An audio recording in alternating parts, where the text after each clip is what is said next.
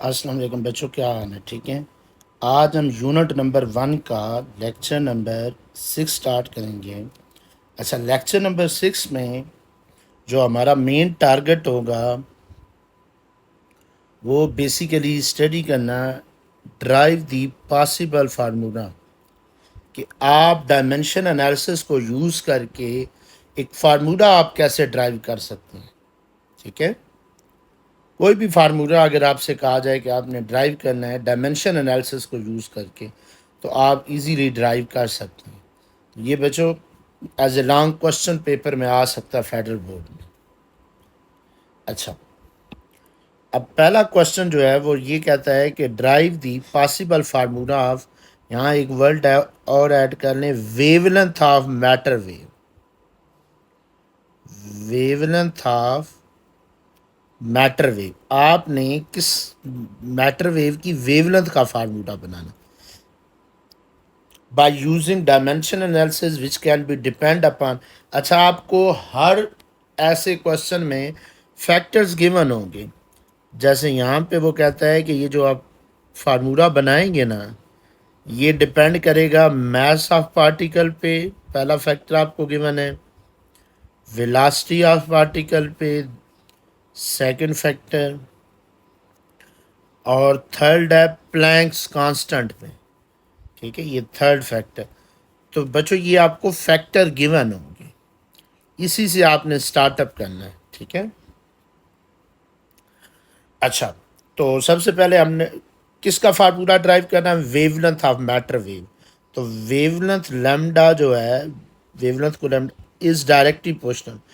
हमेशा आपने directly proportional का साइन लिखना है। पहला फैक्टर क्या है? Mass of particle.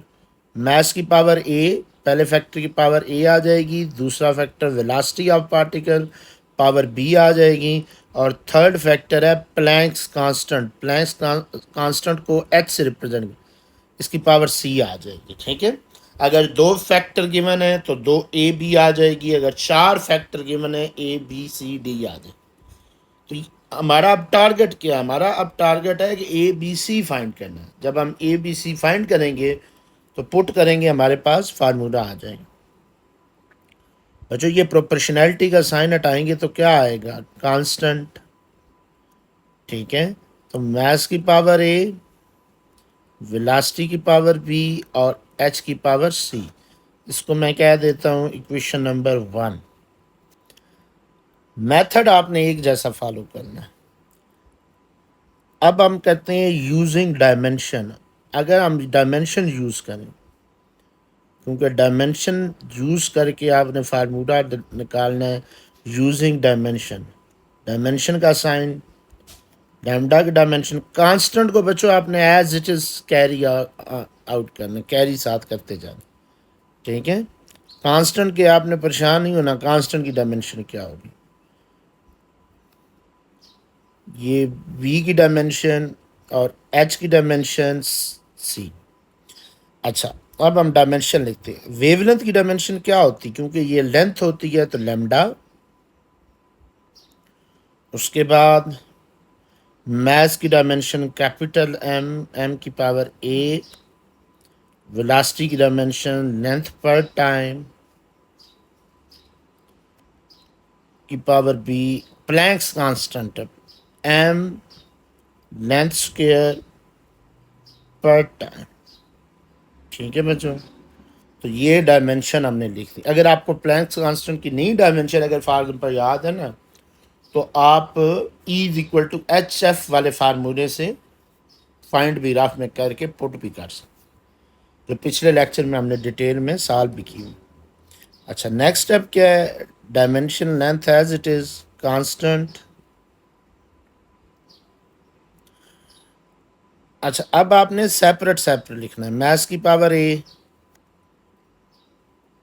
लेंथ की पावर बी, टाइम की पावर माइनस बी, इधर मास की पावर सी, लेंथ की पावर 2c, टाइम के पावर माइनस सी। ठीक है, पावर को अलग अलग सेपरेट कर। अच्छा, नेक्स्ट स्टेप क्या होगा? सेपरेट करने के बाद अब यहाँ पे आप राइट साइड पे देखें, दो मैस हैं। कौन कौन से दो मैस हैं? एक आपके पास ये मैस है और एक आपके पास ये मैस है। तो बेसिस सेम हो तो पावर्स क्या हो जाती हैं? ऐड हो जाती हैं। मैस की पावर a प्लस सी, ठीक है। उसके बाद लेंथ कितनी है? लेंथ भी सर दो है। अब लेंथ कौन कौन सी हैं? यहाँ लेंथ की पावर b है, यहाँ लेंथ की पावर c है। तो लेंथ की पावर b प्लस 2c, ठीक है। टाइम भी दो है। एक पे टाइम की पावर जो है वो माइनस बी है और एक टाइम की पावर माइनस सी है। तो बेसिस सेम पावर्स इकट्ठी हो जाती हैं, इकट्ठी कर लेते हैं। तो ये आ जाएगा टी की पावर माइनस बी माइनस सी। अच्छा, अब आप सोचेंगे कि सर राइट साइड पे मैथ भी है, लेंथ भी है, टाइम भी है, लेकिन लेफ्ट साइड पे सिर्फ लेंथ है। यहाँ सिर्फ लेंथ की पावर 1 है, यहाँ मैथ्स नहीं है। तो अगर जो जो ना हो उसकी पावर आपने ज़ीरो लिख देंगे कि ज़ीरो लिखने से कोई फ़र्क नहीं पड़ेगा, क्योंकि किसी की पावर 0 1 होती है। तो मैथ्स भी नहीं था तो उसकी पावर मैंने ज़ीरो लिख दी। लेंथ था वो एज इट इज़ लेंथ की पावर 1 ही रही। टाइम नहीं था उसकी पावर 0 लिख। सर ऐसा आपने क्यों किया है? मैंने इक्वेट करनी है, पावर्स को इक्वेट करनी है। तो जब बेसिस होंगी तो आप इक्वेट कर सकते हैं ना। एक साइड पे मैथ्स भी है, टाइम भी है और दूसरी साइड पे ना हो तो वो फिर ज़रा प्रॉब्लम हो जाएगा। तो अब हम लिखेंगे बाय इक्वेटिंग। अब हम इक्वेट करते हैं।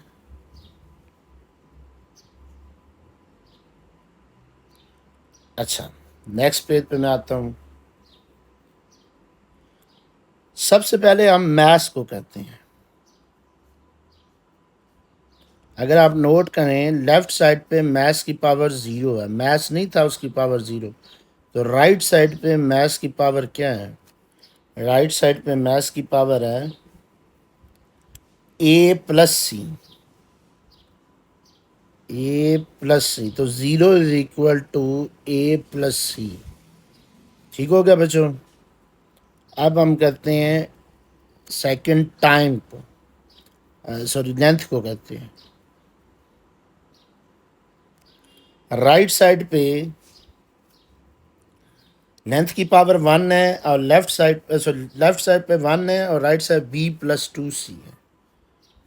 यहाँ 1 है और यहाँ है b प्लस 2c। तो 1 is equal to b plus 2c। अच्छा, अब थर्ड क्या रह गया? थर्ड रह जाता है टाइम। टाइम, इधर टाइम की पावर 0 है, राइट साइड पर टाइम की पावर माइनस बी माइनस सी है। ठीक है, चेक भी कर लेते हैं। माइनस बी माइनस सी है। तो 0 is equal to minus B minus. ठीक हो गया बच्चों? अब यहाँ पे मैं क्या करूँगा, यहाँ पे मैं b को इधर ले आता हूँ, b इधर आके प्लस हो जाएगा, b is equal to minus c. अब b माइनस सी के इक्वल है, इसको मैं पुट करता हूँ इस इक्वेशन में। ठीक है, ये आ जाएगा, b की जगह माइनस सी पुट करूँगा, उसकी वजह सेम वेरिएबल में चले जाएंगे। तो 2 में से माइनस सी 1 है। अब C1 पता चल गया, तो C अगर 1 है इसको दोबारा यहाँ पुट करें। C1 है तो B भी पता चल गया -1। ठीक हो गया बच्चों? अगर C को हम यहाँ पुट करते हैं, C कितना है? C +1 है। तो ये आपके पास इधर आके -1 हो जाएगा, A आपके पास -1। अब यही हमारा टारगेट था, ABC फाइंड करना, वो आपने फाइंड कर लिए हैं। अब इसको पुट करेंगे इक्वेशन नंबर 1 में। क्योंकि इक्वेशन नंबर 1 हमने पीछे कही है ना जी, ये आपके पास इक्वेशन नंबर 1 है। इसमें पुट करेंगे तो हमारे पास फार्मूला आ जाएगा। तो मैं लिखूंगा putting in equation number 1, putting in equation number 1 we get, अब हमें रिजल्ट क्या मिलेगा? रिजल्ट ये मिलेगा lambda is equal to constant as it is, उसके बाद मैथ्स की पावर ए -1, वेलोसिटी की पावर बी -1 और एच की पावर सी+1। अब जो -1 वाले फैक्टर हैं इनको हम नीचे लिख देते हैं, इनको हम नीचे लिख देते हैं। माइनस वाले जो हैं ऊपर +1 सिर्फ एच, ये नीचे जाके क्या हो जाएगा, दोनों प्लस हो जाएंगे। तो ये आपके पास फार्मूला आ जाएगा lambda is equal to constant h/mv। इसको आप यूं भी लिख सकते हैं या हम इसको यूं भी लिख सकते हैं, lambda is equal to constant. अच्छा, कांस्टेंट के हवाले से बच्चों आपने नहीं परेशान होना, एम वी क्या है, मोमेंटम है, तो इसको हम यूं भी लिख सकते हैं। ठीक है बच्चों, तो ये आपके पास फार्मूला आ गया। मेथड आपने सीख लिया है, अब इसी मेथड पे अप्लाई करके हम नेक्स्ट एक और क्वेश्चन करते हैं। सेकंड एसएलओ बेस्ड क्वेश्चन करते हैं। अब सेकंड एसएलओ बेस्ड क्वेश्चन में क्या कहते हैं, कहता है drive the possible formula of drag force.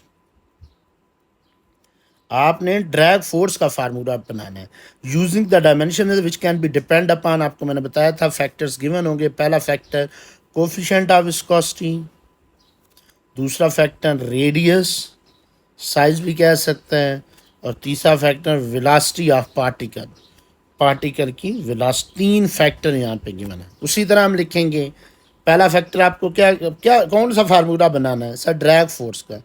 तो एफ के नीचे हम छोटा सा डी लिख देंगे। डी का मतलब ये नहीं है कि डी की डायमेंशन भी लिखेंगे, जस्ट मतलब है ड्रैग फोर्स है। तो पहला फैक्टर क्या है, प्रोपोर्शनैलिटी का साइन लिखना है। पहला फैक्टर है कोफिशिएंट ऑफ विस्कोसिटी, उसकी पावर ए। दूसरा फैक्टर है रेडियस, उसकी पावर बी। तीसरा फैक्टर है वेलोसिटी, उसकी पावर सी। ठीक है, तो अब प्रोपोर्शनैलिटी का साइन हटाएंगे तो क्या आएगा, कांस्टेंट ईटा की पावर ए, आर की पावर बी और वेलोसिटी की पावर सी। इसको इक्वेशन नंबर 1 कह देते हैं। ठीक है बच्चों। अच्छा, अब आप लिखेंगे, देखिए स्टेप बिल्कुल सेम लिख सॉल्व कर रहे हैं। अगर आपको स्टेप याद है तो इजीली हो जाएगा। यूजिंग डायमेंशन, अब मैं डायमेंशन लिखता हूँ, ड्रैग फोर्स कांस्टेंट को एज इट इज़ लिखना है।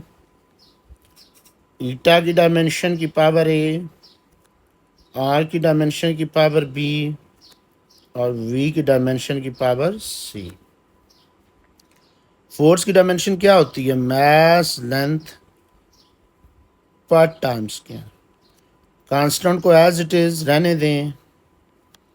ईटा की डायमेंशन होती है मास लेंथ पर टाइम।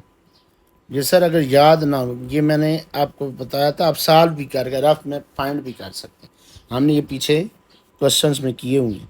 तो आर की लेंथ होती है, लेंथ की पावर बी आ जाएगी। वी की होती है लेंथ पर टाइम, उसकी पावर सी आ जाएगी। ठीक है, डायमेंशन लिख ली। अब नेक्स्ट स्टेप क्या है, इनको सेपरेट करना। मास लेंथ पावर 1, टी की पावर -2। ठीक है, कांस्टेंट। अब मैं सेपरेट करता हूँ, मास की पावर ए,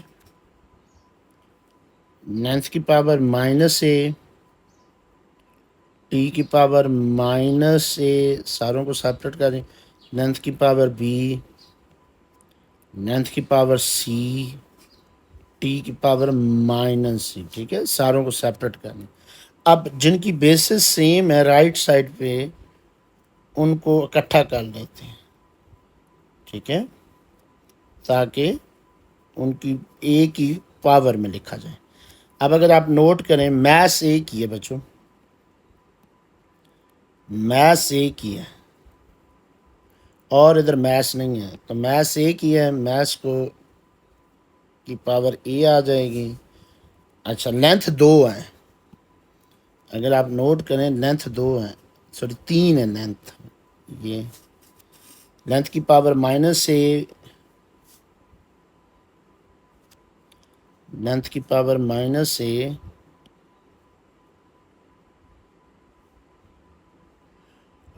प्लस बी और प्लस सी, ठीक हो गया। अच्छा, टाइम टाइम दो है,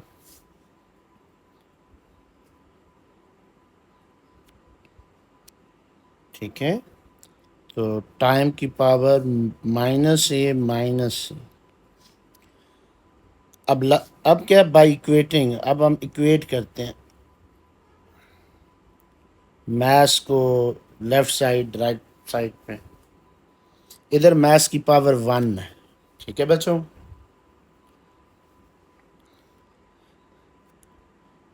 सबसे पहले हम मैथ्स को करते हैं,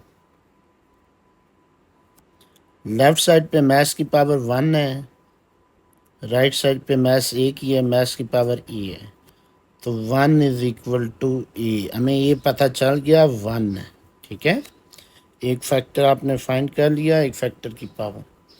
उसके बाद लेंथ की पावर वन है, इधर लेंथ की minus A plus B length को कहते हैं, ठीक है। इधर लेंथ की पावर वन है, इधर लेंथ की power minus A plus B plus C है, तो one is equal to minus A plus B plus C. Time को भी लिख देते हैं, पहले आप सारों को लिख लेना, उससे ये होता है कि इक्वेशन बन जाती है, वहाँ से आइडिया हो जाता है आपने कैसे आगे फर्दर सॉल्व करना है। इधर टी की पावर माइनस टू है, उधर माइनस ए माइनस टी की पावर माइनस टू, इधर है टी की पावर माइनस ए माइनस माइनस टू माइनस ए माइनस। अब अगर ए को आप यहाँ पुट करें, ए की अगर आप वैल्यू यहाँ पुट करें, ए की आप वैल्यू वन यहाँ पुट करें, यहाँ जब अगर आप मैं यहाँ ए की वैल्यू पुट करता हूँ, ठीक है, तो यहाँ से मैं सी फाइंड कर लूँगा, इधर चला जाएगा माइनस टू, इधर आके प्लस हो जाएगा, तो माइनस वन माइनस सी, नेगेटिव नेगेटिव के साथ कैंसिल हो जाएगा, तो सी हमें पता चल गया बच्चों, ये भी पता चल गया, सी भी पता चल गया। अब सेंटर वाली इक्वेशन में इनकी वैल्यू पुट करें दोबारा, ए वन है, सी प्लस वन है, तो ये कैंसिल हो जाएगी, बी भी पता, तो ए बी सी आपने तीनों फैक्टर फाइंड कर लिए। अब हम इसको इक्वेशन नंबर वन में पुट करते हैं, तो हमारे पास आंसर आ जाएगा। तो लिखेंगे putting in equation number one, one में पुट करेंगे, वी गेट, हमें रिजल्ट में क्या मिलेगा, तो इक्वेशन नंबर वन क्या है, drag force is equal to constant, constant के हवाले से बच्चों आपने बिल्कुल परेशान नहीं होना, बीटा की पावर ए वन है, रेडियस की पावर बी वन है, वेलोसिटी की पावर सी वन है, तो ड्रैग फोर्स का फार्मूला आ जाएगा कांस्टेंट ईटा आर वी, ठीक है।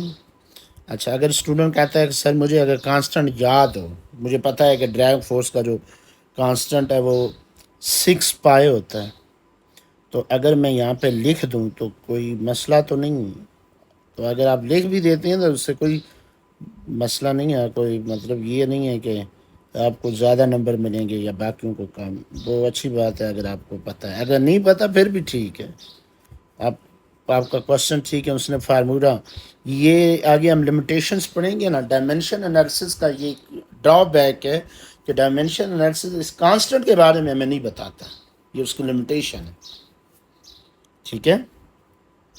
इसी तरह के हम दो और क्वेश्चंस करते हैं ऐसे लो बेस क्वेश्चन, ताकि आपको प्रॉपर समझ आ जाए।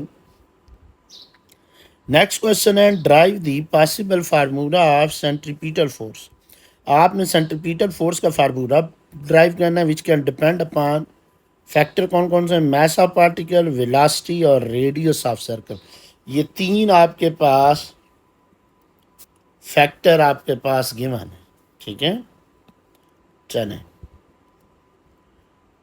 तो आपने किसका फार्मूला ड्राइव करना है, सेंट्रीपिटल फोर्स। तो centripetal force is directly proportional to, directly proportional हमेशा लिखना है जब आप स्टार्ट करेंगे। पहला फैक्टर क्या है, मास ऑफ पार्टिकल, तो मास की पावर ए, दूसरा वेलोसिटी की पावर बी, तीसरा रेडियस, रेडियस की पावर जो है ना वो सी आ जाएगा, ठीक है बच्चों। तो सेंट्रीपिटल फोर्स प्रोपोर्शनैलिटी का साइन हटेगा तो क्या आएगा, कांस्टेंट मास की पावर ए, वेलोसिटी की पावर बी, रेडियस की पावर सी। इसको हम इक्वेशन नंबर 1 कह देते हैं।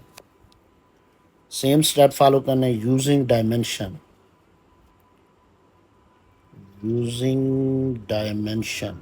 अगर हम डायमेंशन यूज़ करते हैं, सेंट्रीपिटल फोर्स की डायमेंशन, कांस्टेंट को एज इट इज़ आपने लिखना है, मास की डायमेंशन, ये ए के इक्वल है तो इधर ए लिखेंगे, वेलोसिटी की डायमेंशन, रेडियस की डायमेंशन। अच्छा, फोर्स की क्या डायमेंशन होती है, मास लेंथ पर टाइम्स। कांस्टेंट आपने एज इट इज़ रहने देना है, मास की पावर ए, वेलोसिटी की डायमेंशन लेंथ पर टाइम की पावर बी और रेडियस की लेंथ की पावर सी। अब फोर्स की dimension as it is mass length पर टाइम स्केल, कांस्टेंट जहाँ सेपरेट कर लेंगे, मास की पावर ए, लेंथ की पावर बी, टाइम की पावर माइनस बी, लेंथ की पावर सी, ठीक है। तो मास लेंथ पर times constant as it is बच्चों। अब जब बेसिस सेम हो तो पावर्स क्या हो जाती हैं, ऐड हो जाती हैं। तो इधर मास एक ही है, मास को हम ए ही लिखेंगे, लेकिन लेंथ दो हैं बच्चों। अगर आप नोट करें ना, लेंथ दो हैं, एक ये है, एक ये है। तो आप लिखेंगे लेंथ की पावर बी प्लस, अच्छा टाइम एक ही है, टाइम हमारे पास एक ही है, टाइम की पावर माइनस बी, टाइम की पावर माइनस बी आ जाएगा बाई इक्वेटिंग।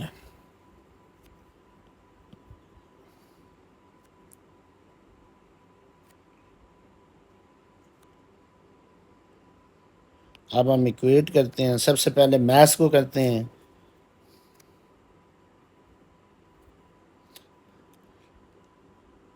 सबसे पहले मास, मास की पावर 1, इधर मास की पावर ए किसकी इक्वल है, 1 की। ए हमें पता चल गया। अच्छा, फिर हम करते हैं लेंथ को। इधर लेंथ की पावर क्या है, 1 है, इधर लेंथ की पावर क्या है, बी प्लस सी है। फिर हम करते हैं लेंथ को, एक साइड पर लेंथ की पावर 1, एक साइड पर लेंथ की पावर बी प्लस सी। तो 1 is equal to B plus c. एक दफ़ा आप इक्वेशन लिख लें। उसके बाद है बच्चों टाइम, इधर टाइम की पावर -2, इधर -2, -2, सॉरी पहले लिख लेते हैं टाइम,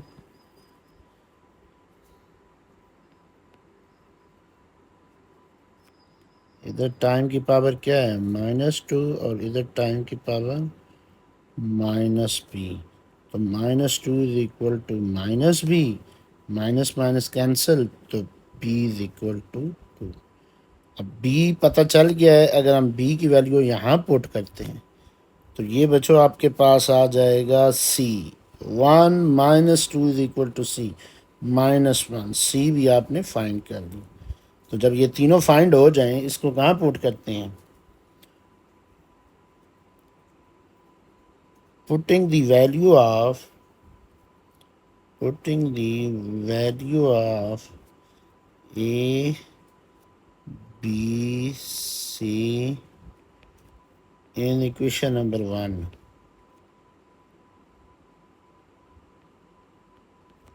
तो हमें रिजल्ट क्या मिलेगा?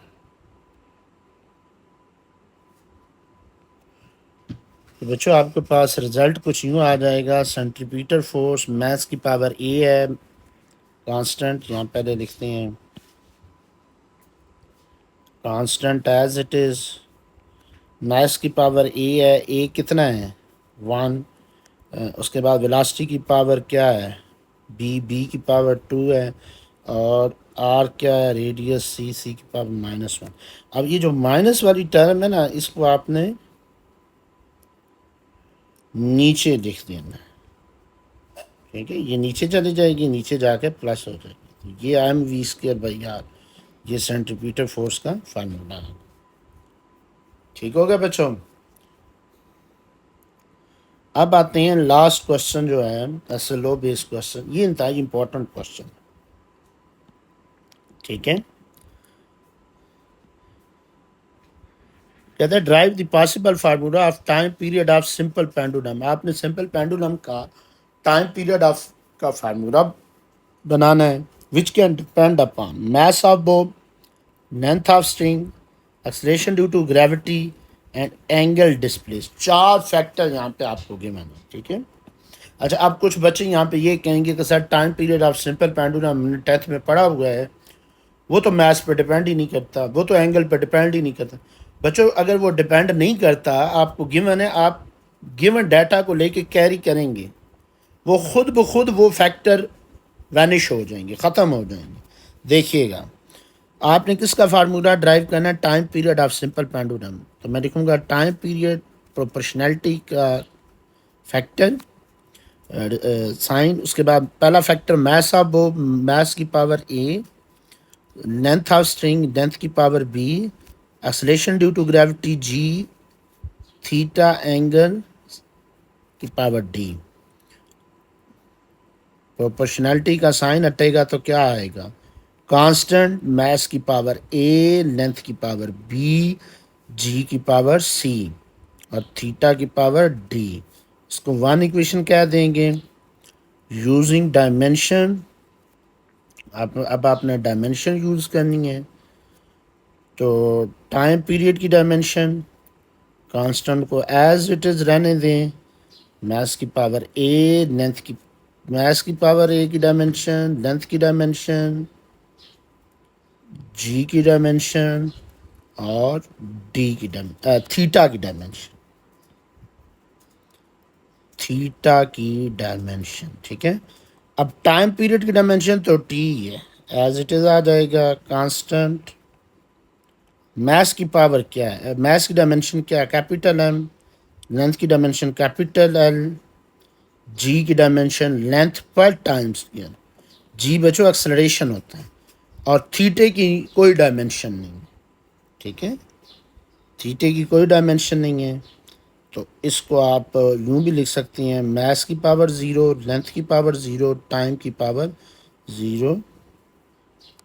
नॉन डायमेंशन हो तो सारों की पावर 0 आ गई। अच्छा, नेक्स्ट जो है, अगर आप नोट करें यहाँ सिर्फ टाइम है, मैथ्स नहीं है, लेंथ नहीं है। मैं खुद से मैथ्स की पावर 0, लेंथ की पावर 0 लिख लूँगा। ऐसा क्यों सर आपने किया है? क्योंकि जब आप बाद में इक्वेट करेंगे तो वहाँ राइट साइड पे मैथ्स और लेंथ है, लेफ्ट साइड पे ना होने की वजह से तो आपको 0 लिखना पड़ेगा। मैथ्स, अब मैथ्स एक ही है, ठीक है? मैथ्स की पावर ए आ जाएगी। इसको बेशक आगे कैरी ना करें क्योंकि इसकी डायमेंशन आई नहीं। लेंथ की पावर बी, अलग-अलग कर रहे हैं। लेंथ की पावर सी, टी की पावर -2c और ये 0 डी के सामने 0 हो जाएगा, ठीक है? मैथ्स की पावर 0, लेंथ की पावर 0, टाइम की power 1, constant as it is. Maths की पावर ए, अब मैथ्स ए की था, अगर आप नोट करें ना मैथ्स ए की है वो एज इट इज़ आ जाएगा, लेकिन लेंथ 2 है, ठीक है। तो बेसिस सेम और पावर्स क्या हो जाती हैं, ऐड अप हो जाती हैं। बी प्लस सी, टाइम भी ए की है -2c बाई इक्वेटिंग। अब हम इक्वेट करते हैं पावर्स को, बेसिस को, सुनिए पहले मैथ्स को करते हैं। लेफ्ट साइड पे मैथ्स की पावर क्या है 0, राइट साइड पे मैथ्स की पावर क्या है ए, तो 0 इज इक्वल टू ए, हमें ए का पता चल गया। उसके बाद है लेंथ, लेफ्ट साइड पे लेंथ की पावर भी 0 है, इधर लेंथ की पावर जो है वो बी प्लस सी है, आई थिंक, चेक कर लेते हैं दोबारा, बी प्लस सी है, तो 0 is equal to B plus C. Third क्या है, टाइम को, लेफ्ट साइड पे टाइम की पावर 1, राइट साइड पे टाइम की पावर -2। देखें एक ही मेथड हम स्टेप्स को फॉलो कर रहे हैं। अगर आपको मेथड समझ आ गया, आप कोई भी फार्मूला अगर आपको, क्योंकि पेपर में ऐसा लो बेस क्वेश्चन आएगा, आप, इसीलिए मैंने आपको 4 क्वेश्चन करवाए हैं, आपको आइडिया हो जाए डिफरेंट क्वेश्चंस में आपने कैसे करना है। ये माइनस है, सी की वैल्यू इधर पुट की तो ये आ जाएगा इधर आके प्लस। अब बी भी पता चल गया, सी भी पता चल गया। अब putting in equation number 1, putting in equation number 1 में पुट करेंगे इन वैल्यूज़ को, वी गेट, हमें रिजल्ट क्या मिलेगा, तो हमें रिजल्ट कुछ यूँ मिलेगा कि time period is equal to constant, maths की पावर ए 0 है, देखा बच्चों, खुद ब खुद ख़त्म हो जाएगा। लेंथ की पावर बी क्या है प्लस हाफ है, हाफ, और जी की पावर सी -1/2 है। तो माइनस वाली टर्म हम नीचे लिख देते हैं ताकि नीचे चल जाके क्या हो जाए। अब मैथ्स की पावर 0 क्या हो जाएगी, किसी की पावर 0 1 होती है, हाफ, नीचे जाके क्या हो जाएगी +1/2। दोनों दोनों बच्चों क्या हैं, पावर सेम है। एक पावर में लिख देते हैं लेंथ ओवर जी की power 1/2, time period is equal to constant, इसको रूट में लिख देते हैं लेंथ ओवर जी, ठीक है। तो यही फार्मूला नहीं पढ़ा था। अब वही बचा, अगर कोई कहे कि सर मुझे अगर पता है कि यहाँ कांस्टेंट क्या आता है 2 पाई, यहाँ कांस्टेंट, तो आप लिख सकते हैं। अगर आप नहीं भी लिखना चाहते तो फिर भी आपका आंसर ठीक है, ठीक है। या आप यूँ भी लिख सकते हैं, ये यही फार्मूला जो आपने 10th में पढ़ा था, time period is equal to 2 pi under root length over g. ठीक हो गया बच्चों, आज हम अपना लेक्चर यहीं पे वाइंड अप करते हैं।